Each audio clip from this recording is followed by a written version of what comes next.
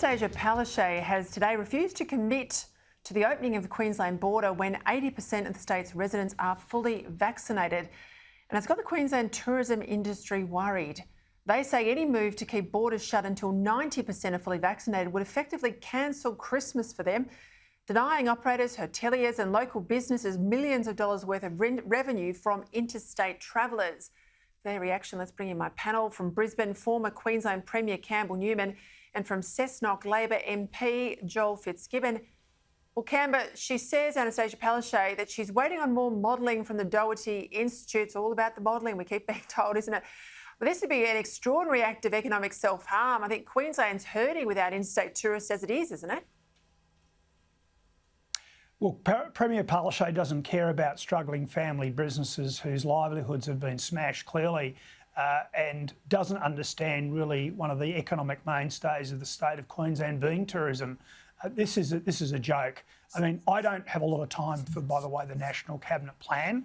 I think what we need to do, and the Lib Dems think that we should open up on the 4th of December after everyone who's had a chance to get a vaccine has had that opportunity. And it's not about coercion, it's about free choice.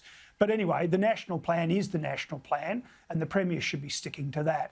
And it's good to see Daniel Gershwind and the tourism industry actually standing up against this.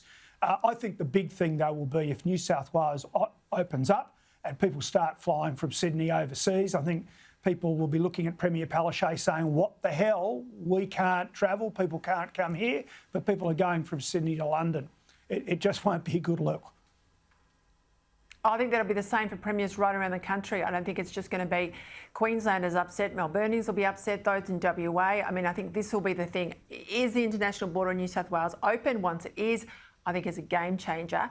Let's go to submarines if I can with you, Joel. One of your colleagues, or only colleague for a little while left, Labor's Kim Carr in the Senate on the left, he's apparently unhappy with the whole submarine deal. He likes the French deal. He's called for a Senate inquiry into the whole AUKUS submarine relationship, the new alliance with the United States and the United Kingdom.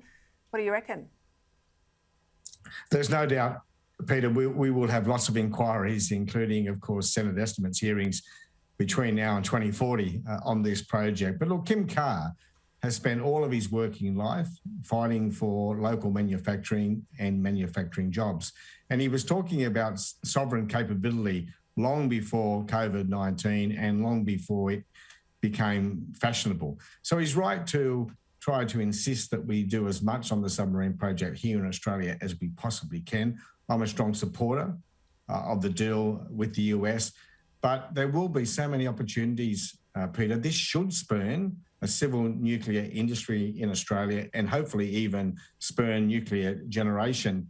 The former Defence Chief Scientist, Alex Zelinsky, now the VC at Newcastle University, pointed out today that while the power pack is all of life on the boat, you still need, if you're going to be 3,000 nautical miles at sea and 300 metres underground, you'll still need people on the submarine who know a little bit about nuclear industry. And he pointed out, didn't know this, that an American commander of one of these submarines needs at the very least a master's degree in nuclear engineering. So this is a great opportunity for us. But I think Kim's right to argue for sovereign capability. But I think this is an exciting adventure for Australia to get access to this American technology. I don't think I'm alone. I think my viewers will share my sentiment to hear you say all of that in positive terms about nuclear industry, but then to remember that you're leaving the parliament, so you won't be that voice of reason inside the Labor Party, is a sad thing to remember.